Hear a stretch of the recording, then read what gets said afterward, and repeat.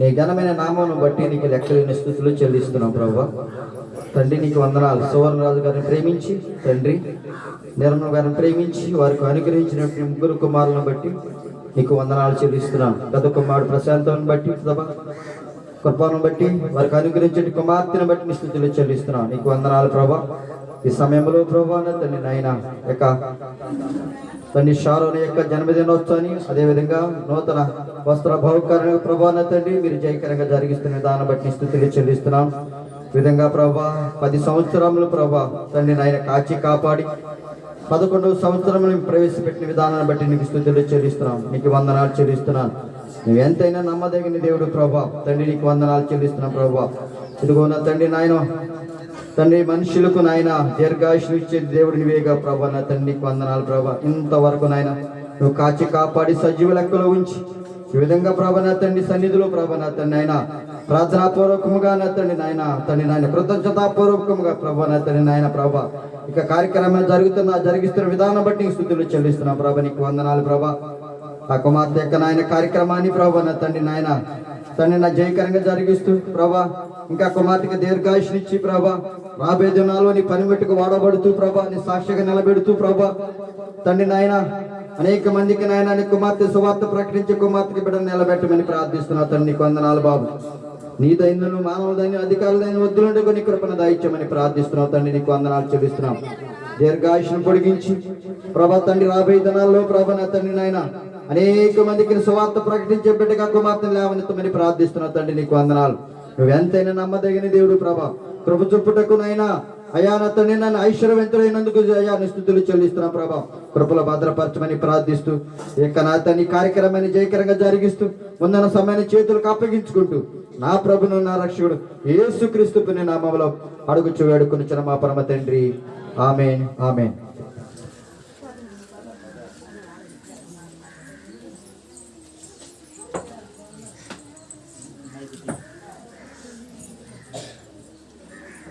దేవునికి స్తోత్రం. మీ అందరికీ వందనాలండి. మేము వెంకటాపురం నుంచి వచ్చాం. షారోని యొక్క మేనమావలము 5 మేనమావలం కూడా షారోని ప్రేమించి తను ముగ్గురుమే వచ్చాం. అంటే వాళ్ళు వస్తున్నారు, ప్రయాణంలో ఉన్నారు, కొంచెం దూరం కాబట్టి లేట్ అయిపోయింది. షారోని ప్రేమించి షారోను దినదినము కూడా బలాభివృద్ధి నొందొచ్చు, వయసు ఎందును బుద్ధి ఎందును దేవుడు వర్ధిల్లింప చేయలాగున షారోన్ని ప్రేమించి ఈ యొక్క జన్మదినమందు నూతన వస్త్రాలని అలంకరిస్తున్నాము. దేవుడు ఆ బిడ్డని దీవించునుగాక. ఆమేన్. హల్లెలూయా హల్లెలూయా. ఈ మా వదిన గారు మా ఇంటికి పెద్దామా, అదేవిధంగా నేను 2వ వాడిని, 3వ అతను ఇంటి దగ్గర ఉన్నాడు, 4వ అతను దేవురాజు, 5వ వాడు యమానియల్. మేము 5 మేనమామలం కలిసి బిడ్డనే దీవిస్తూ ఉన్నాము, బిడ్డనే ఆశీర్వదిస్తున్నాము. దేవుడు దీర్ఘాయుష్యునిచ్చి బలమునిచ్చి ఆరోగ్యమునిచ్చి తన జీవితకాలం అంతయు దేవుడు ఆశీర్వదించాలని కోరుచున్నాము. అదేవిధంగా బైబిల్ గ్రంథంలో ఇంత ఘనముగా ఈ యొక్క పుట్టినరోజును వేడుకని జరుపుకున్నటువంటి వ్యక్తి ఒక ఆయన ఉన్నాడు. ఎవరైనా చెప్పండి. ఆ రాజ్యంలో ఆ గ్రామంలో ఉన్నటువంటి ముఖ్య నాయకులను గొప్ప వారిని పిలిచి తన యొక్క జన్మదిన వేడుకను జరుపుకున్నాడు. అట్లాగే షారోన్ కూడా ఈరోజు వాళ్ళ నాన్నగారు ప్రశాంత్, వాళ్ళ అమ్మ కృప, వాళ్ళ తాతయ్య, వాళ్ళ అమ్మమ్మ కూడా ఆ యొక్క షారోన్ యొక్క జన్మదినాన్ని ఈ విధముగా గ్రాండ్గా సెలబ్రేట్ చేశారు. అందుని బట్టి దేవదేవునికి మహిమ కలుగును గాక. హల్లెలూయా. అదేవిధంగా బైబిల్ గ్రంథంలో హేరోదు రాజు తన యొక్క జన్మదిన వేడుకను ఘనముగా అతను జరుపుకున్నాడు. బైబిల్ గ్రంథంలో అతను ఒక్కడే ఆ జన్మదిన వేడుకను జరుపుకున్నట్లుగా రాయబడి ఉంది. అటు విధముగా అట్టి మహారాజుగా అట్టి గొప్పవాడు జరుపుకున్నటువంటి జన్మదినము. అదేవిధంగా మన రక్త సంబంధులు, బంధువులు, సంఘ బిడ్డలు అందరూ కూడా పిలిపించి, మేనమాలను పిలిపించి ఈ నూతన వస్త్రాలంకరణ ఈ కార్యక్రమాన్ని దేవుడు దీవించి బిడ్డకి దీర్ఘాయుష్ను అనుగ్రహించును గాక. ఆమేన్. చిన్న ప్రార్థన చేద్దాం. నుంచోరా, పట్టుకోండి మీరు అట్ట పట్టుకోండి, పట్టుకొని సంబంధం కూడా పెట్టారు. ప్రార్థన చేద్దాం. పరిశుద్ధుడా ప్రేమ గల తండ్రి, నీ ఘనమైన నీ పరిశుద్ధమైన నామమునకు వేలాది వందనాలు, స్తుతులు, స్తోత్రములు స్తోత్రములు స్తోత్రములు చెల్లిస్తున్నాం తండ్రి.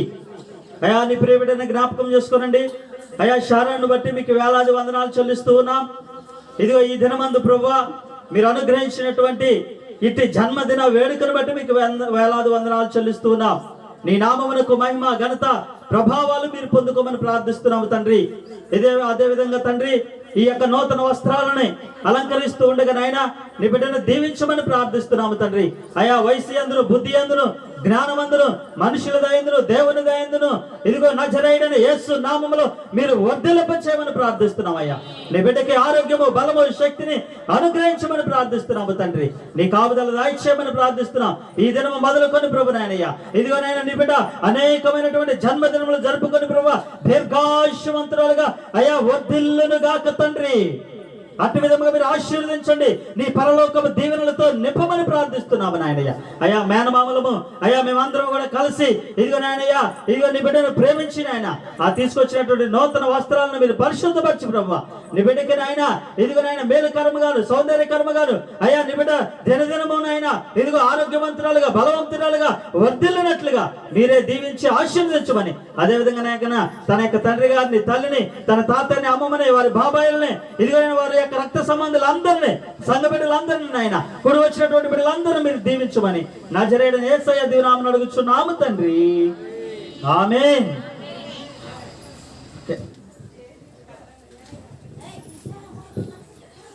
దేవుని శ్రేష్టమైన నామానికి మహిమ కలుగునుగాక. మన ప్రభువును ప్రియ రక్షకుడైన యేసుక్రీస్తు ప్రశస్తదాయకమైనటువంటి నామంలో ఇక్కడ ఆశీనులైన ప్రతి ఒక్కరికి, అదేవిధంగా జన్మదిన వేడుకను జరుపుకుంటున్నటువంటి కుమార్తెకు, కుటుంబ సభ్యులకు క్రీస్తు నామంలో శుభాభివందనాలు తెలియపరుస్తున్నాను.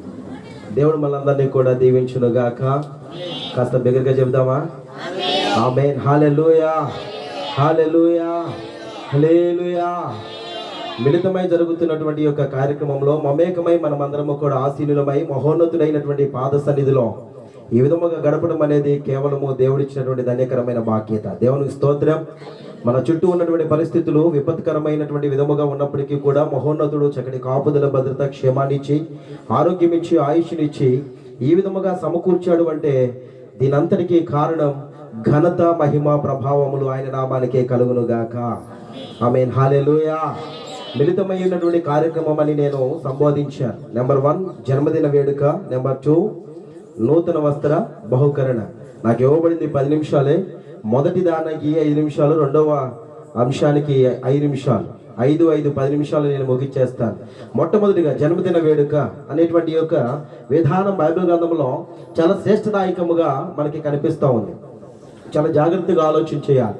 కీర్తనల గ్రంథం 128వ కీర్తన ఇంటికి వెళ్ళిన తర్వాత మీరు చదివితే కుటుంబ వ్యవస్థ గురించి అక్కడ నొక్కి ఒక్కానించి భక్తులు చక్కగా వ్రాస్తూ ఉన్నాడు. భర్త, భార్య, బిడ్డలు, వారిలో ప్రాముఖ్యంగా జరుపుకుంటున్నటువంటి ఒక జన్మదిన వేడుక కుమార్తె కాబట్టి బిడ్డల గురించి ఒక మాట చెప్తా ఉన్నారు. నీ పిల్లలు నీ భోజనపు బల్ల చుట్టూ ఎలా ఉంటారంట? కాస్త బిగ్గరగా చెబుదాం అందరం కలిసి. దేశంలో ఇన్ని మొక్కలు ఉండగా ఒలివ మొక్కకి ఎందుకు పోల్చబడ్డారు? ఎప్పుడైనా ఆలోచన చేశారా? బలమైన మొక్కలు, ఎత్తైన మొక్కలు, అధికముగా ఉన్నటువంటి యొక్క మొక్కలలో ఒలీవ మొక్కకు ఎందుకైనా పోల్చబడి ఉన్నారు అని ఆలోచన చేసినప్పుడు ఒలీవ మొక్కకు చాలా శ్రేష్టదాయకమైన విధానం అనేది ఉంది. మనుషులు దాన్ని గుర్తించకపోయినా, మనుషులు దాని మీద దృష్టి పెట్టకపోయినా మిగిలిన మొక్కలని కూడా దాని మీద దృష్టి పెట్టింది. అందుకనే ఆ ఒలీవ మొక్క శ్రేష్టమైన మొక్క అయింది, భూ ప్రపంచంలో ఉన్న మొక్కలన్నిటికంటే అధికముగా. న్యాయాధిపతుల గ్రంథము 9వ అధ్యాయము 8వ వచనం మొదలుకొని అక్కడ ఉన్నటువంటి వాక్య భాగాన్ని మీరు చదివితే మొక్కలన్నీ కూడా సమకూడి ఏ మొక్క దగ్గరికి వెళ్ళిందంటే ఒలీవ మొక్క దగ్గరికి వెళ్ళింది. భూలోకంలో ఉన్న ప్రజలు ఇదిగో వీళ్ళు నావారు, వాళ్ళు నావారు, లేకపోతే ఈ పార్టీ నాది, ఆ పార్టీ నాది అని విభిన్నదాయకమైన విభేదాత్మత కలిగినటువంటి విధముగా పలుకుతారు. కానీ చెట్లమైన మేమందరము కూడా కలిసికట్టుగా వచ్చి మేము ఎన్నుకుంటా ఉన్నాం. ఏంటి అని అంటే ఒలీవ మొక్కను. నువ్వు ఏదైతే మా మీద ఇదిగో ఏ మాట అయితే సెలవిస్తావో ఆ మాటకు మేము లోబడతాం, ఇదైతే చూపిస్తామని చెప్పేసి అని ఒలీవ మొక్కను ప్రాధాన్యపడినట్లుగా మనం చూస్తూ ఉన్నాం. వెంటనే ఒలివ మొక్క అంటుంది, ఒలివ మొక్క సెలవిస్తా ఉంది, ఇదిగో దేవునికి మనుషులకును శ్రేష్టదాయకమైన ఈ యొక్క తైలం ఇచ్చేటువంటి యొక్క తైలాన్ని నేను ఇచ్చుట మానివేసి ఈ యొక్క ఏలుబడి చేయడానికి నేను రావాలా, నేను రాను అని చెప్పేసి అని అది సెలవిచ్చినట్లుగా మనం చూస్తూ ఉన్నాం. రెండవ ప్రాముఖ్యత ఒలివ చెట్టుకు ఆ యొక్క ప్రాముఖ్యత ఏమిటంటే, నోవాహు దినాలలో 40 దినములు పగలు రాత్రి విచండమైనటువంటి వర్షం వచ్చింది. విస్తారదాయకమైనటువంటి నీరు భూమి మీద నిండి ఉండేసరికి పర్వతాలు, కొండలు, కోనలు అన్ని కూడా ఇదిగో నిండిపోయి జల ప్రపంచముగా మారిపోయింది. అలా మారిపోయినటువంటి సమయ సందర్భాలలో నోవాహు కొన్ని దినములైన తర్వాత కాకిని పంపిస్తాడు, తిరిగి రాదు. నల్లపౌరైని పంపిస్తాడు, పంపించినటువంటి నల్లపౌరై తిరిగి వస్తా ఒంటరిగా రాకుండా దేన్ని జంట చేసుకుని వస్తుందంటే ఒలివ చెట్టు యొక్క ఆకులు. అంటే దాని అర్థం ఏమిటంటే, ఇదిగో భూప్రపంచంలో అనేకమైన చెట్లు ఉన్నాయి, అనేకమైన మనుషులు ఉన్నారు, అయితే వాళ్ళందరూ కూడా సంహరింపబడి ఉండవచ్చు, కానీ ఈ నీటి అలలకు ఇటు అటు కూడా కొట్టబడి, మెట్టబడి, నొక్కబడి, అనగార్చబడి అయినప్పటికీ కూడా నేను తిరిగి లేచి ఇదిగో జీవముతో ఉన్నాను అని భూప్రపంచ వ్యాప్తి మొత్తానికి కూడా ఒక పాఠాన్ని నేర్పించింది. ఏంటది? ఏ చెట్టు నేర్పించింది? ఒలీవ చెట్టు. దేవునికి స్తోత్రం. కాబట్టే మన సంతతి వారిని దేవుడు దేనికి పోల్చాడు తెలుసా? ఒలీవ చెట్టుకు పోల్చాడు. ఎన్ని బాధలు వచ్చినా, ఇరుకులు వచ్చినా, ఇబ్బందులు వచ్చినా వాళ్ళు ఒక ఉప్పెనలాగా ఎదిగి ఇదిగో ఉన్నతమైనటువంటి శ్రేష్టదాయకమైన యువలతో నింపబడాలని మన సంతతి వారిని దేనికి పోల్చాడు? ఒలీవ చెట్టుకు. దేవునికి స్తోత్రం. అది ఒలీవ చెట్టు యొక్క ప్రాధాన్యత, ప్రాముఖ్యత. ఆమోసు గ్రంథంలో 16వ అధ్యాయంలో 4వ వచనం, 14వ అధ్యాయం 6వ వచనంలో భక్తిని విధముగా సెలవిచ్చాడు. ఒకసారి చదవండి. ఆమోసు గ్రంథం 14వ అధ్యాయం 6వ వచన భాగంలో. ఆమోసు గ్రంథం 14వ అధ్యాయం 6వ వచనం. 14 లేదా 12, 6 చదవండి. క్షమించాలి, ఒక్క నిమిషం. ఆమోసు అనేటువంటి గ్రంథకర్త ఈ విధముగా రాస్తూ తెలియపరిచాడు. ఆయన ఒలీవ చెట్టు గురించి ఆయన పేర్కొన్నట్లుగా మనం చూస్తూ ఉన్నాం. దేవుని యొక్క శ్రేష్టదాయకమైనటువంటి విధానము అక్కడ రాస్తూ ఈ విధముగా తెలియపరుస్తూ ఏమని సెలవిచ్చాడంటే, ఒలీవ చెట్టు యొక్క ఆకులు లేకపోతే ఒలీవ చెట్టు యొక్క పేరు ఏ విధముగా రాయబడిందంటే, క్షమించాలి, హోషియా 14వ అధ్యాయం 6వ వచనం. అతని కొమ్మలు విశాలముగా పెరుగును, ఒలివ చెట్టునకు కలిగినంత సౌందర్యము అతనికి కలుగును, లెబానోను ఉన్నంత సువాసన అతనికి ఉండును. చాలా జాగ్రత్తగా ఆలోచించేయాలి. ఒలివ చెట్టుకున్నంత సౌందర్యం. మన పిల్లలను మనం చూసినప్పుడు చాలా బాగున్నావురా, చాలా సౌందర్యముగా ఉన్నావురా అని చెప్పేసి మెచ్చుకున్న సమయ సందర్భాలు అనేకములుగా ఉన్నాయి. అనగా మన పిల్లలు ఎలాంటి వారంటే, ప్రపంచంలో మరి మన పిల్లలు లాంటి పిల్లలు ఎవరు కూడా లేరు. మన పిల్లలు కలిగినటువంటి సౌందర్యమే గాని, మన పిల్లలు కలిగినటువంటి ఆకృతే గాని, మన పిల్లలు కలిగినటువంటి ఆ యొక్క ఆకారమే గాని భూప్రపంచంలో ఏ ఒక్కరు కూడా కలిగి లేదు. అంత ప్రత్యేకమైనటువంటి విధముగా దేవుడు సృష్టిని ఆ విధముగా మలిచాడు. అలాంటి శ్రేష్టదాయకమైన పిల్లలను మనకి ఇచ్చాడు. మన పిల్లలు ఒలివ మొక్కల వలె ఉండాలంటే తల్లిదండ్రులు 7 పనులు చేయాలి. ఎన్ని పనులు చేయాలి? పెట్టబడిన మొక్క చక్కగా ఎదగాలంటే దానికి చక్కగా నీరందించేవారు, అదేవిధంగా కలుపు మొక్క వస్తే అది పీకి జాగ్రత్త చేసేవారు ఇంటి వారు ఉన్నప్పుడు ఆ మొక్క చక్కగా ఎదుగుతుంది. అదేవిధంగా మన పిల్లలు కూడా సక్రమముగా ఒలివ మొక్కల వలె ఫలించి విస్తరించి ఆ వర్ధిల్లాలి, లేక ఉన్నతమైన శిఖరాలు గమనించాలి అని అంటే తల్లిదండ్రులు 7 పనులు చేయాలి. 7 పనులు. నెంబర్ 1, మొట్టమొదటి పని ఆదికాండం 4వ అధ్యాయం 24వ వచనం. మరియు చేతులకు కూడా కుమారుడు పుట్టెను, అతనికి ఎనోషాను అని పేరు పెట్టాను. అప్పుడు యెహోవా నామమున ప్రార్థన చేయుట ఆరంభమాయెను. అక్కడ కుమారుడు పుట్టాడు. వెంటనే ఆ ఎనోషాను నుండి కుమారుడు పుట్టగానే చేతు ఏం చేశాడు తెలుసా? యెహోవా నామమున ఏం చేశాడు? ప్రార్థన చేశాడు. మొట్టమొదటి పని ఏమిటంటే తల్లిదండ్రులు బిడ్డల కొరకు ఏం చేయాలి? ప్రార్థన చేయాలి. రెండవదిగా ఆదికాండం 29వ అధ్యాయం 35వ వచనంలో రాస్తూ అంటున్నాడు, ఈసారి నేను యెహోవాను స్తుతించడం అనుకొని యోదా అనే పేరు పెట్టిన. అక్కడ లే అనేటువంటి స్త్రీ కనిపిస్తుంది. ఇంటికి వెళ్ళిన తర్వాత ఒకవేళ నోట్ చేసుకున్న తర్వాత చదవండి. ఈసారి యెహోవాను నేను స్తుతిస్తాను. లే అనేటువంటి ఒక తల్లి చెప్తున్న మాట, నేను స్తుతిస్తాను నా కుమారుడు బట్టి దేవుణ్ణి స్తుతిస్తాను. రెండవదిగా ఏమిటంట? స్తుతించేటువంటి కార్యక్రమం చేయాలి. మూడవదిగా లూకా సువార్త 2వ అధ్యాయం 27-28 వచనాలు అంటాడు, ధర్మశాస్త్ర పద్ధతి చొప్పున బాలుడగు ఆ యొక్క యేసుక్రీస్తు ప్రభు వారిని యోసేపు మరియు ఇరువురు కూడా ఎక్కడ తీసుకువెళ్ళారంట? దేవాలయానికి తీసుకుని వెళ్ళినట్లుగా మనం చూస్తూ ఉన్నాం. మూడవ కార్యక్రమం ఏం చేయాలి? దేవాలయానికి మన బిడ్డలను నడిపించే వారుగా ఉండాలి. మనతో పాటుగా దేవుని మందిరానికి తీసుకుని వెళ్ళి కూర్చోబెట్టేటువంటి ఒక గొప్ప మహోత్తరమైనటువంటి కార్యక్రమాన్ని చేయాలి. ఇకపోతే 4వదిగా మనం చూసినప్పుడు ద్వితోపదేశకాండం 6వ అధ్యాయము అక్కడ 5వ వచన భాగాల గుండా వాస్తు విధంగా సెలవిస్తూ ఉన్నాడు. ఆ వచన భాగాలను కాస్త చదవండి. 6వ అధ్యాయము 5వ వచన భాగాల్లో అక్కడ మొత్తము 4 విషయాలు తెలియపరుస్తూ ఉన్నాడు. ఏంటా 4 విషయాలంటే నేను చెప్పేస్తాను, తర్వాత చదవండి, లేకపోతే ఇంటికి వెళ్ళిన తర్వాత. నెంబర్ 1 ఫస్ట్ ఏమిటంటే, ఇదిగో తల్లిదండ్రులైన ప్రతి ఒక్కరు కూడా దేవుని ఆజ్ఞల గుండా నడవాలి, దేవుని యొక్క మార్గాల గుండా పయనించాలి, దేవుని యొక్క ఆత్మ చేత నింపబడే వారిగా ఉండాలి, ఆ విధంగా ఆయన ఆజ్ఞలను పాటించి బిడ్డలకు నేర్పించే వారిగా ఉండాలి అనేటువంటి విధానము చాలా ప్రాముఖ్యంగా అక్కడ రాస్తూ తెలియపరుస్తూ ఉన్నాడు. ద్వితీయోపదేశ కాండం అంటే ద్వితీయ ప్లస్ ఉపదేశం అనగా 2వ పర్యాయము ఉపదేశింపబడినటువంటి ఆ యొక్క గ్రంథం. ఒక మాట ఒకసారి చెప్పారనుకోండి, 2వసారి కూడా చెప్పారంటే దాని వెనకట్లో ఉండేటువంటి ప్రాముఖ్యదాయకమైన విధానం అనేది చాలా శ్రేష్టంగా ఉంది అని ఆలోచించేయాలి. ఈ రోజుల్లో క్రైస్తవులకి చాలా మందికి కూడా జ్ఞానం ఉంటుంది కానీ బుద్ధి ఉండడంలా. జ్ఞానము వేరు, బుద్ధి వేరు. అందుకనే భక్తుడు చెప్పాడు, బుద్ధి జ్ఞానములు సర్వ సంపదలు ఆయన యందు గుప్తములై ఉన్నాయి అని చెప్పేసి చదివించాడు. జ్ఞానం వేరు, బుద్ధి వేరు. జ్ఞానం అంటే ఏమిటంటే అన్నిటిని తెలుసుకున్న దాన్ని జ్ఞానం అంటారు. బుద్ధి అనేది ఏంటంటారంటే తెలుసుకున్న దాని ప్రకారముగా నడుచుకోవటం అనేది బుద్ధి అంటారు.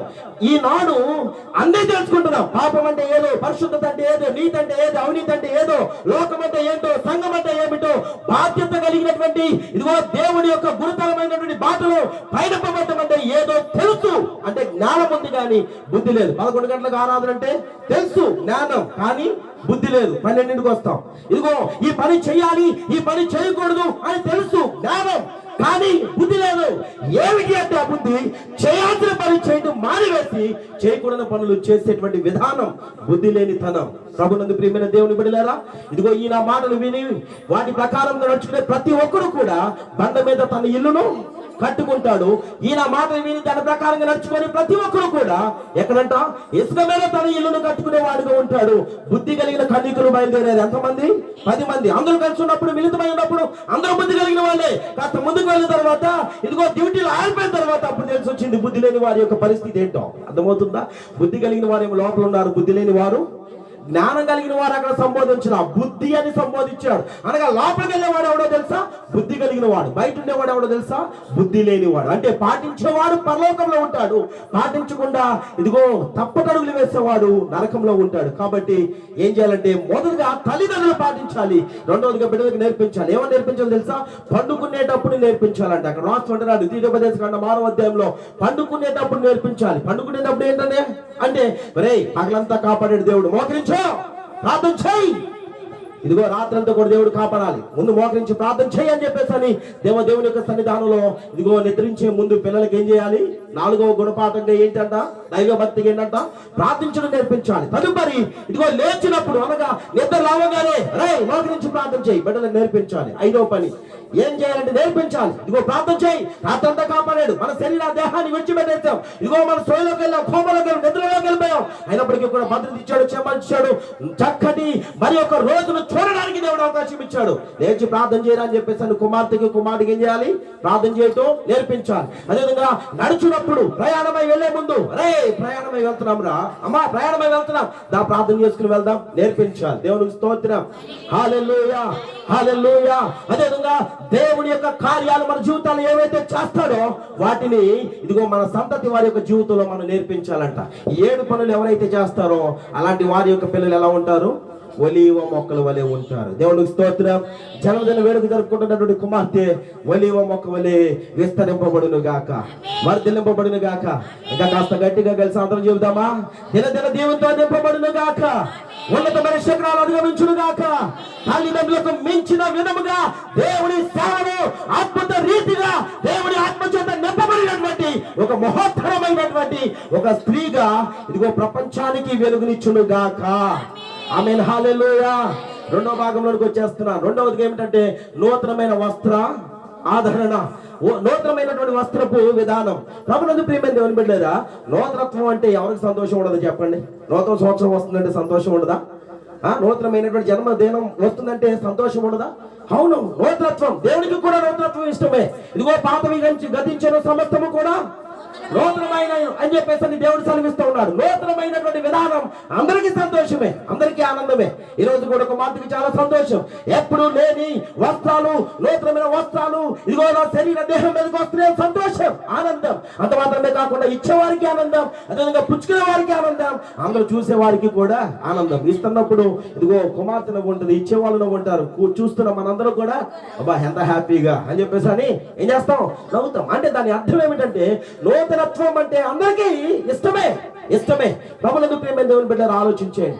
మనుషుడు దైవ సేవకులు చెప్పారు, ఆహారం పెట్టవచ్చు కానీ ఆరోగ్యం ఇవ్వలేం, వస్త్రాలు ఇవ్వచ్చు కానీ వర్ధలింపబడే విధానం చేయలేం, మంచం కొని ఇవ్వచ్చు కానీ మంచం మీద పొడిగే పెట్టేటువంటి ఆ యొక్క నిద్రను మనం కొని తీసుకురాలేం, కారును కొని ఇవ్వచ్చు కానీ కాపుదలను ఇవ్వలేము, ఏది ఇచ్చేవి కూడా చేయలేము. అంటే మానవుడు ఇచ్చేవి కొన్ని, దేవుడు ఇచ్చేవి కొన్ని.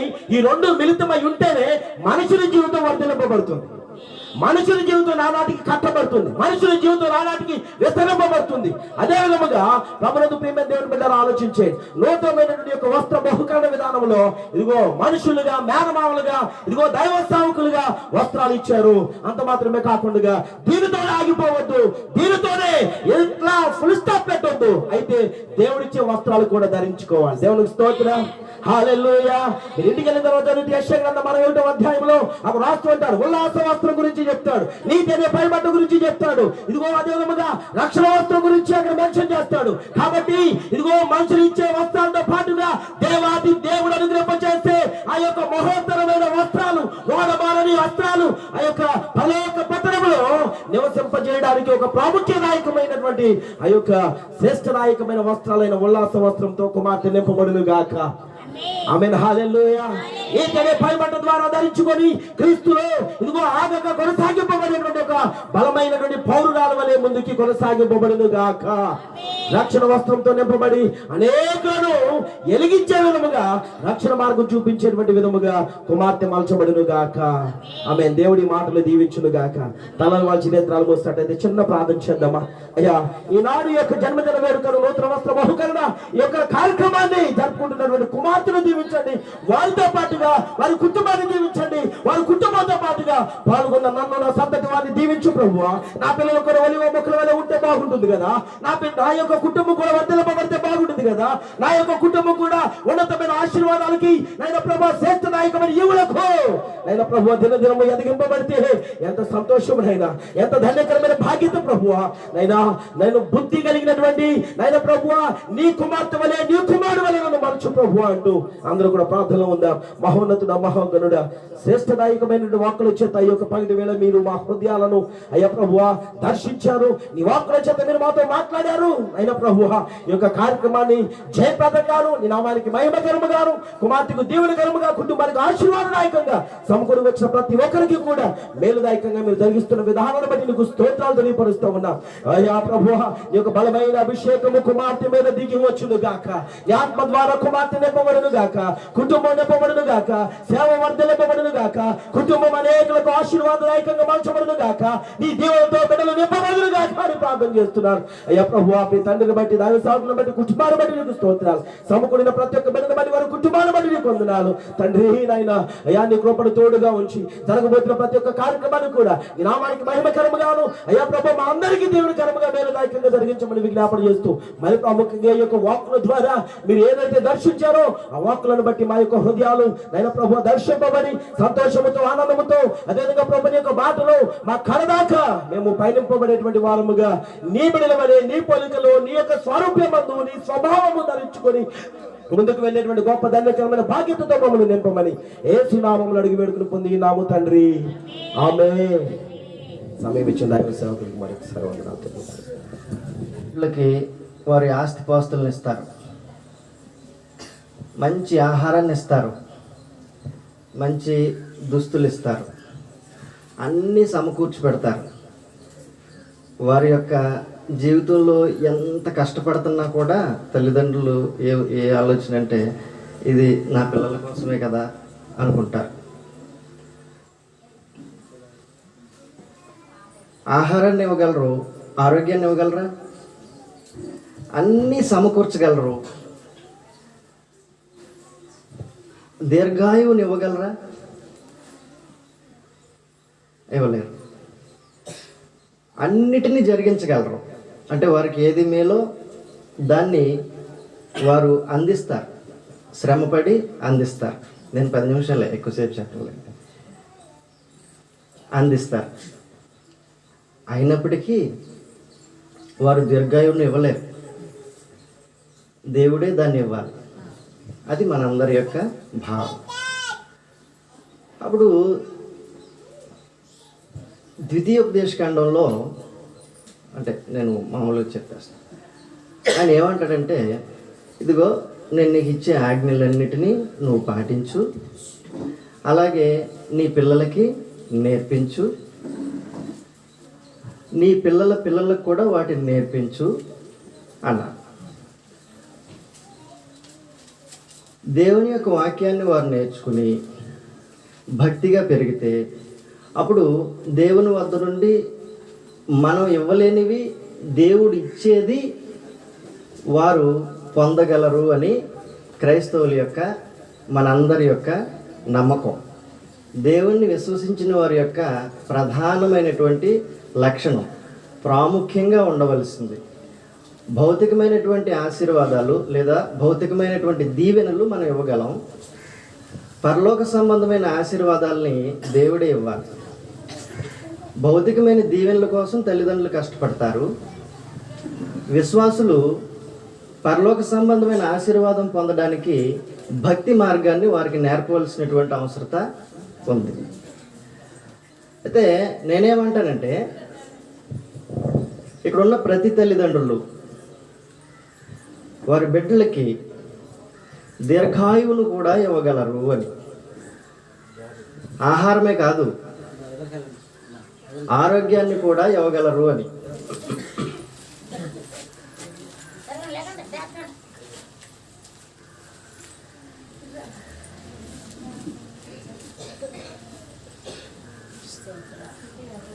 మనందరం నిండు 100 ఏళ్ళు జీవించాలని కోరుకుంటాం ఆరోగ్యంతో. బిడ్డలు అలాగే ఉండాలని ఆశపడతారు తల్లిదండ్రులు, అది వాస్తవం. కానీ అది మనం ఇవ్వలేమని మనందరి యొక్క భావన. అయితే దేవుడు ఏమంటున్నాడంటే, అది నేనే ఇవ్వాలి కానీ మీరు దాన్ని ఇవ్వగలరు అని తెలియజేస్తా ఉన్నాడు. ఇప్పుడు అది తల్లిదండ్రులు, ఇదిగో ఇక్కడున్న పిల్లలు ఉన్నారు, ఈ పిల్లలందరికీ వారి యొక్క తల్లిదండ్రులు దాన్ని వారికి ఇవ్వగలరు అనే విషయాన్ని మనం అర్థం చేసుకోవడానికి ప్రయత్నం చేద్దాం. యెషయా గ్రంథం 7వ అధ్యాయంలో 14-15 వచనాలు ఒకసారి చదవండి.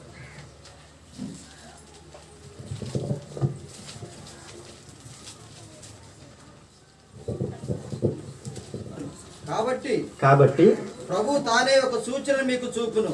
యేసు ప్రభువును గురించిన ప్రవచనం. ఓకే, ఆలకించుడి. కన్యక గర్భవతి కుమారుని కని, ఓకే, అతనికి ఇమ్మానుయేలు అని పేరు పెట్టును.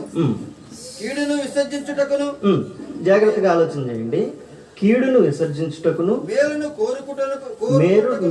కోరుకునుటకును అతనికి తెలివి వచ్చినప్పుడు అతడు పెరుగు తినును, తేనెను తినును. కీడును విసర్జించుటకును, ఓకే, కీడును విసర్జించుటకును, మేలును కోరుకునుటకును, ఆ బాలునికి తెలివి రాకమునుపు. చాలండి. అంటే చిన్న బిడ్డలు ఎదుగుతూ ఉంటారు. చిన్నప్పుడు వైట్ పేపర్ లాగా ఉంటుంది వాళ్ళ మనసు. ఎలాంటి సంస్కృతి వాళ్ళకు ఉండదు. అంటే ఇదిగో ఇలాగ ప్రవర్తించాలి, ఇలా ప్రవర్తించకూడదు అనేటువంటి జ్ఞానం వారికి ఉండదు. ఎలా ఉంటారంటే, మనకి బైబిల్లోనే చెప్పినట్టుగా వారిలో మూఢత్వం సహజంగా ఉంటుంది. మూఢత్వం అంటే వివేక శూన్యత, వివేకం ఉండదు. వారు ఏదనుకుంటే అది చేస్తారు. వివేక శూన్యములగు అని ఒక మాట చెప్తాడు. అంటే వివేకంతో ఆలోచన చేసి ఇది మంచి ఇది చెడు అని వారు ప్రవర్తించకుండా ఉంటారు చిన్నప్పుడు. అప్పుడు వారు ఎదుగుతూ వస్తూ ఉంటారు. ఇదిగో ఈ వయసు వచ్చేస్తారు చక్కగా. ఈ లోపు అన్నీ ఇచ్చేస్తూ ఉంటారు చక్కగా. తల్లిదండ్రులు అన్నీ వారి కోసం కష్టపడతా ఉంటారు. ఇలా జరుగుతూ ఉంటారు. కానీ దేవుడు ఏమంటున్నాడంటే, నీ పిల్లలకు వాటిని నేర్పన్నాడు కదా. అందులో మనం నేర్పాల్సినటువంటి కొన్ని సంగతులు గ్రంథంలో చెప్పేశాడు. అందులో వాగ్దానములతో కూడినటువంటి ఆజ్ఞల్లో మొదటిది అన్నాడు. అదేంటో మీరు చెప్పాలి. వాగ్దానములతో కూడిన ఆజ్ఞల్లో మొదటిది అన్నాడు. 10 ఆజ్ఞల్లో అది ఉంటుంది. 10 ఆజ్ఞల్లో 5వది. 10 ఆజ్ఞల్లో వాగ్దానములతో కూడిన ఆజ్ఞల్లో మొదటిది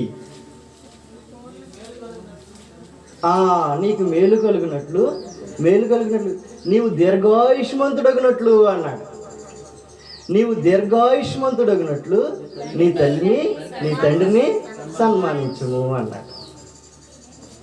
అంటే ఇప్పుడు బెడ్లో జాగ్రత్తగా ఉండాలి. పిల్లలు ఉన్నారు, ఎక్కువ కాలం ఆరోగ్యంగా బ్రతకాలి, ఎక్కువ కాలం బ్రతకాలి.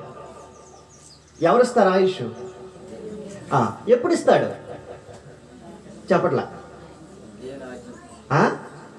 అక్కడ చెప్పిన మాట, దేవుడు చెప్పిన మాట, నీవు దీర్ఘాయుష్మంతుడగినట్లు నీ తల్లిని నీ తండ్రిని సన్మానించు, అంతే, ఇంకా లేదు.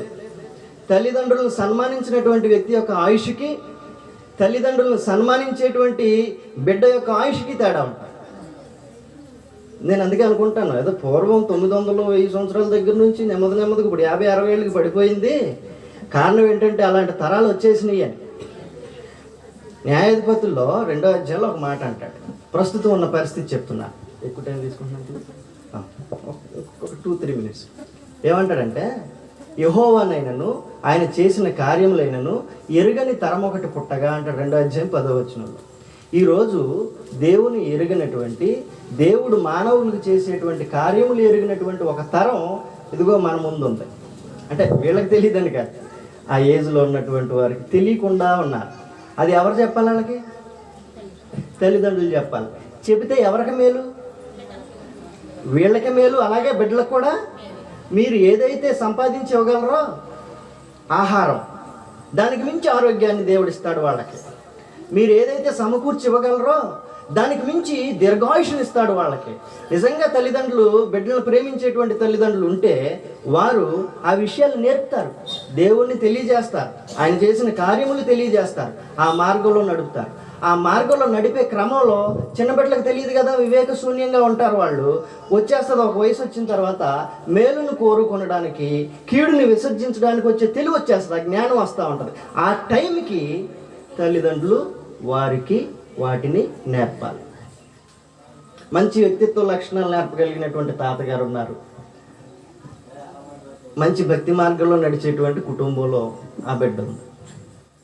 అలాగా మనం అందరం కూడా, అంటే అందరూ కూడా వారి బిడ్డల పట్ల నిజమైనటువంటి ప్రేమ ఆప్యాయతలు కలిగి ఉన్నట్లయితే, వారికి స్థిరమైనటువంటి పరలోక సంబంధమైన ఆశీర్వాదాన్ని ఇవ్వగలిగినటువంటి ఆలోచన ఉంటే ఈ కార్యక్రమాన్ని తప్పనిసరిగా చేయాలి. అది దేవుడే ఇవ్వాలని ఆపేయటం కాదు, దేవుడు అది మన చేతుల్లో పెట్టేశాడు. మన ముందున్న పిల్లలు ఎవరైనా, మన పిల్లలు చిన్న బిడ్డల దగ్గర నుంచి ఎవరైనా మనకంటే తక్కువ వయసు ఉన్నటువంటి వాళ్ళకి చెప్పాలి. అప్పుడు చెప్పే దగ్గర ఒక చిన్న మాట చెప్తాను. మా పాప చిన్నది, తలుపు వేయమంటాను, తలుపు వేయమంటాను, తనకు తెలుసా? ఎంత వయసు తెలియదు. అప్పుడు ఇలా వేయాలని చెప్తాను. తను వేయగలదో లేదో తనకు తెలియదు, అక్కడికి వెళ్తుంది, ప్రయత్నం చేస్తుంది. అలా కాదమ్మా అని దగ్గరికి వెళ్ళి ఆ తలుపుల లాగి దాన్ని పెట్టి అప్పుడు మళ్ళీ అలా పెట్టి ఇది ఇప్పుడే అంటాను. అంటే చెప్పటం వేరు, దగ్గరుండి మనం నేర్పించటం వేరు. ఆ కార్యక్రమం జరగాలి. ఈరోజు కొటేషన్లు ఉంటాయి, ఇంటికి దీపం ఇల్లాలు, చదివేది అని కొటేషన్లు ఉంటాయి. అవి అంతవరకే ఉంటున్నాయి, ప్రాక్టీస్లో ఉండట్లేదు. తల్లిదండ్రులకు బిడ్డలకు వాక్యాన్ని నేర్పుతున్నాం, చేతిలో బైబిల్ పెడుతున్నారు, కానీ వారు దాన్ని చేస్తూ వారికి నేర్పించేటువంటి కార్యక్రమం కూడా క్రైస్తవుల మధ్య, క్రైస్తవ సమాజం మధ్య జరిగినట్లయితే దీవించబడిన తల్లిదండ్రులు, ఆశీర్వదించబడినటువంటి బిడ్డలు ఉంటారు. అది దేవునికి కావాలి. అలాంటి కుమారుల మధ్య తన కుమారుడైన క్రీస్తు ప్రభు జ్యేష్ఠుడిగా ఉండాలని ఆయన యొక్క సంకల్పం. మీ అందరికీ వందనాలు. షారోన్కి ఇంకొకసారి శుభాకాంక్షలు. నువ్వు ఇంకొకసారి చూసి, నాకు చూసి నువ్వు అటు చూసినావు. Thank you very much. చక్కని సందేశాన్ని అనుగ్రహించినటువంటి బాబు రాజ్ కుమార్కి నా హృదయపూర్వక వందనాలు తెలియజేస్తున్నాను. ఈయన ఎవరో కాదు, వ్యోలా తెలుసు కదా. వ్యోలా అంటే మన గొప్ప వాళ్ళ చెల్లెలు, బిడ్డ పెనిమిటి, దేవుని స్తోత్రం. ఆయన కూడా మంచి సేవ పరిచయం చేస్తున్నారు. అంతేకాదు డాక్టర్ అయినా మంచి మెడిసిన్ కూడా ఇస్తాడు. దేవుని స్తోత్రం. మరి చక్కని సందేశాన్ని ఇచ్చినటువంటి మరి రాజ్ కుమార్కి హృదయపూర్వక వందనాలు తెలియజేస్తున్నాను. దేవుని స్తోత్రం. విరచన ప్రార్థన చేసి మనం ఓకే. దయచేసి అందరూ కూడా చేతులెత్తి దేవుని కోసం ప్రార్థన. అలాగే మనం కూడా చేతులెత్తి ప్రార్థన. ప్రేమ కలిగిన తండ్రి, దయాళుడా, మీకు వందనాలు స్తోత్రం. బాబుని కృపను ప్రేమించి అనుగ్రహించిన పెద్ద కుమార్తె ప్రభా షారోని బట్టి ప్రార్థన చేస్తున్నాం. ఈ దీవెన ఆశీర్వాదం బిడ్డకు దయచి మహిమ పొందండి. పరిశుద్ధ ఆత్మతో మీరు నింపండి నాయన. నీ ఎడల భయభక్తులు కలిగి నీ త్రోవలో నడిచేటువంటి ధన్యత బిడ్డకు దయచేయండి. ఒలివ మొక్కలో ఎదుగునట్లుగా చేయండి ప్రభా. నీ కృపతో నింపండి. నీ కొరకు ప్రత్యేకంగా బ్రతకాలన్నటువంటి ఆశ తృష్ణ బిడ్డకు దయచేయండి. ఎవడు నా ఎందు భయభక్తులు కలిగి వణుకుచుండనో వాని నా మీద దృష్టి ఉంటుందని చెప్పావు. నీ దృష్టి బిడ్డ మీద ఉంచుండ ప్రభు. నీ ఎడల భయభక్తి కలిగినటువంటి బిడ్డగా ఎదగాలి. నీ దృష్టికి బిడ్డ మీద ఉండాలి ప్రభు. తండ్రి, ఆ ఆలోచన ఆ బిడ్డకు అనుగ్రహించు. నేను భయభక్తులు కలిగి ఉంటే దేవుని దృష్టి నా మీద ఉంటుంది అనేటువంటి ఆలోచన బిడ్డకు దయచి మహిం పొందండి. కృపతో నింపండి తండ్రి. తల్లిదండ్రులు కూడా ఆశీర్వదించండి. ప్రశస్తాన్ని కూడా ఆశీర్వదించండి. మా ప్రభా, ఈ యొక్క వస్త్రాలు బహుకరించినటువంటి నాయన మేనమామను బట్టి, మేనత్తలను బట్టి నీకు స్తోత్రం చెల్లిస్తున్నాను. వారి కుటుంబాలను కూడా మీరు దీవించున్నాను. వారి బిడ్డలను దీవించున్నాను. సర్వసమృద్ధిని వారికి కూడా దయచేయండి ప్రభు. పరిశుద్ధాత్మతో మీరు నింపండి. 5 మేనమామలను ప్రభు మీరు ఆశీర్వదించండి. కృపతో నింపి కార్యాలు సంతోషంగా దూరమైన ప్రయాసతో బిడ్డలు వచ్చారు ప్రభు. నాయన తండ్రి, వారిని బలపరిచినాను తండ్రి. నీ కృపతో నీ వారు చేస్తున్న పనిపాట్లలో కూడా దీవెన ఆశీర్వాదం కలిగినట్లుగా నీ కృప దయచే. పరిశుద్ధాత్మతో మీరు నింపండి. ఈ సమయంలో కూడి వచ్చిన మా ప్రియులందరిని బట్టి నీ స్తోత్రం. మా 1,00,000 మందులు బంధువులు, సంఘస్థులు, గ్రామస్తులను బట్టి నీ స్తోత్రం. కొద్దిగా చిన్న కార్యక్రమాన్ని మా ప్రభు తండ్రి నాయన సింపుల్గా జరగటానికి ఈ అవకాశం ఇచ్చినందుకు మీకు స్తోత్రం చెల్లిస్తున్నాను. ఇంకా జరగవలసిన కార్యక్రమాలన్నీ కూడా జయకరంగా జరిగించి, ముఖ్యంగా శారాన్ని ఆస్వాదించి దీవించిన ఆయన భయం కలిగి, భక్తి కలిగి ప్రభు చక్కగా నీతో నడిచేటువంటి ఆదర్శవంతమైనటువంటి జీవితాన్ని బిడ్డకు అనుగ్రహించి మీ నామనకు మహిమ తెచ్చుకోమని క్రీస్తు నామమున అడుగుచున్నాము తండ్రి. ఆమేన్. తండ్రి, కుమార పరిశుద్ధాత్మల ప్రభు షారోనికి, నీ తల్లిదండ్రులకి, నీ మేనమామ కుటుంబాలకి బిడ్డకి ప్రభు తోడైంది దీవించును గాక. ఆమేన్. దేవుని స్తోత్రం అందరికీ.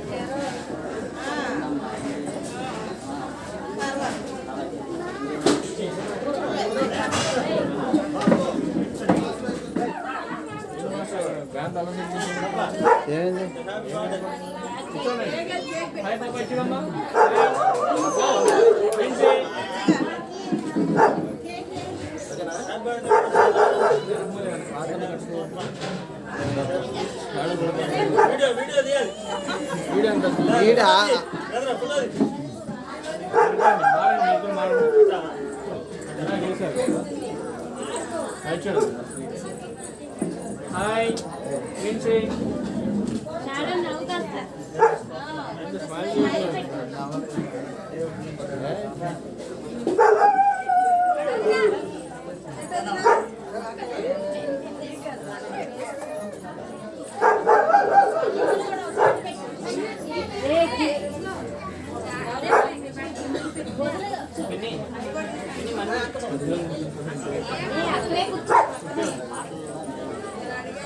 హాయ్ హలో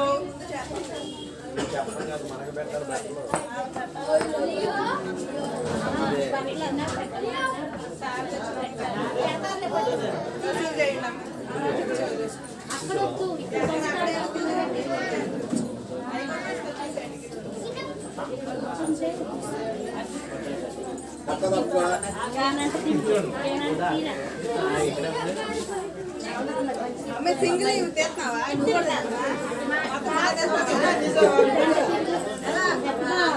అని అని మమ్మల్ని చెప్పాలి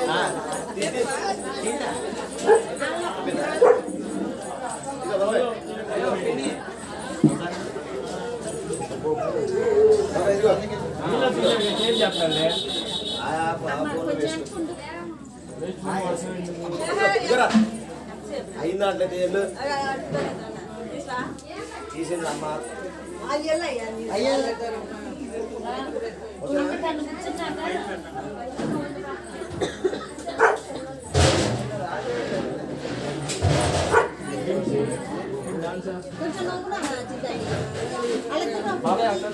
మక్కల నుంచో మరి ఎదురుగా నుంచో ఏదో మాట్లాడుకుంటున్నారు పెట్టు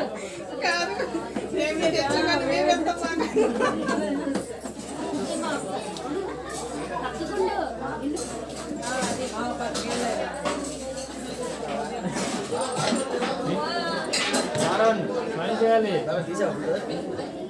అలాంటిది మంచి భయపడ్డారు నాన్న కొద్దిగా నవ్వు పెట్టేస్తున్నావు కెమెరా పడుతున్నావు కొంచెం స్మైలింగ్ బాగున్నా ఓకేనా మామూలుగా పెట్టు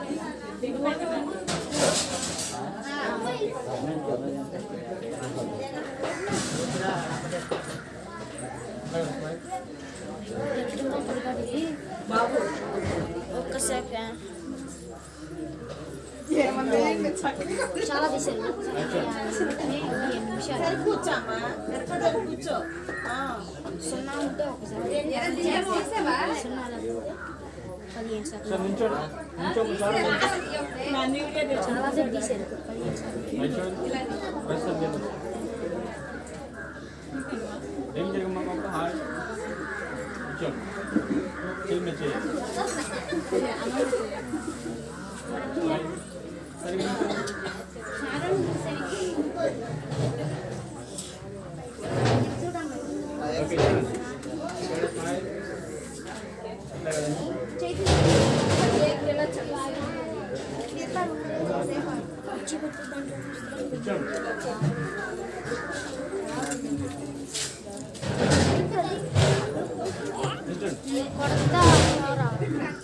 హాయ్ హాయ్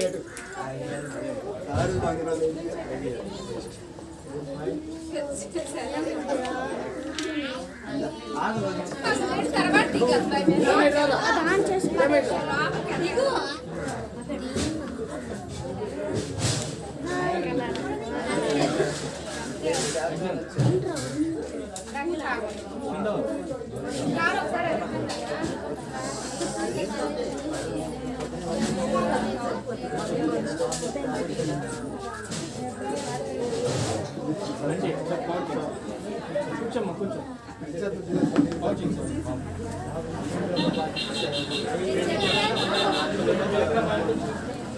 అంటే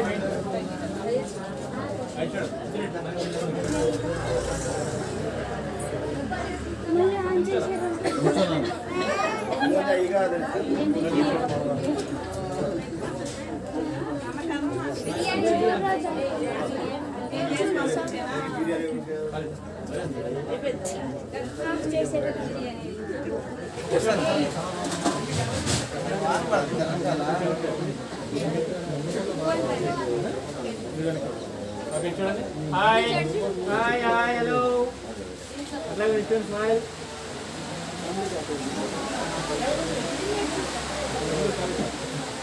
హాయ్ బాబు హలో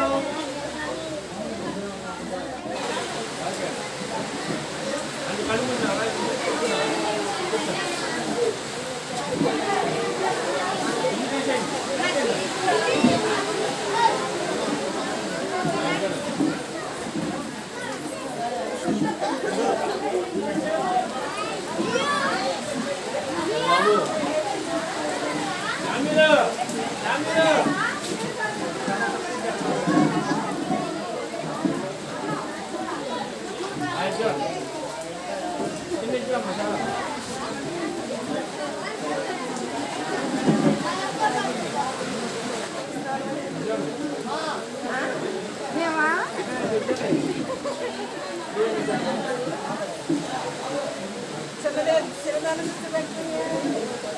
కూర్చోదంట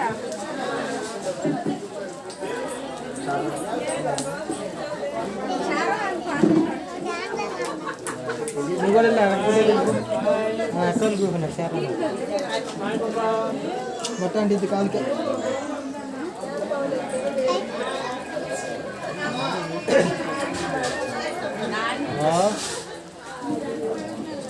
ఏ వర్షం పడుతున్నట్టు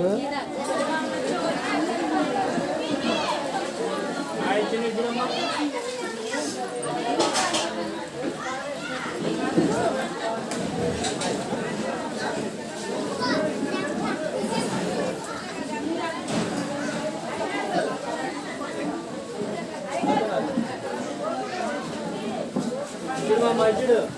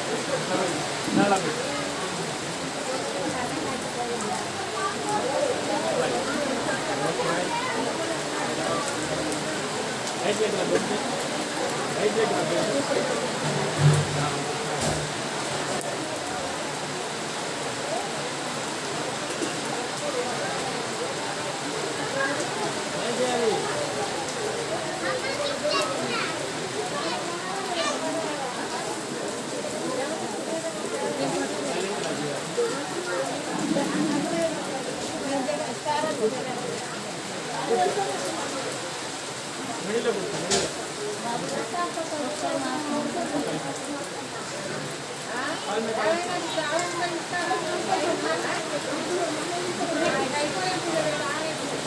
దాన్ని తీయరు. ముందుకు తెచ్చుకో.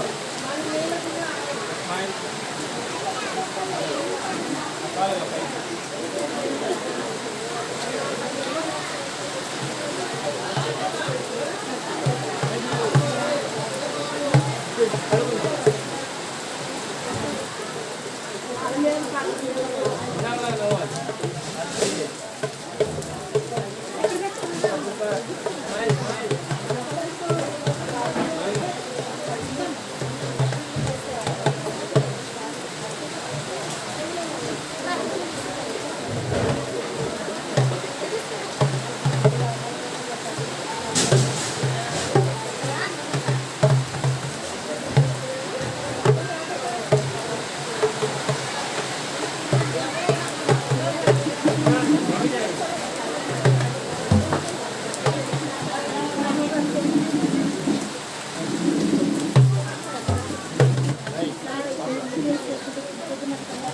అయిపోయింది.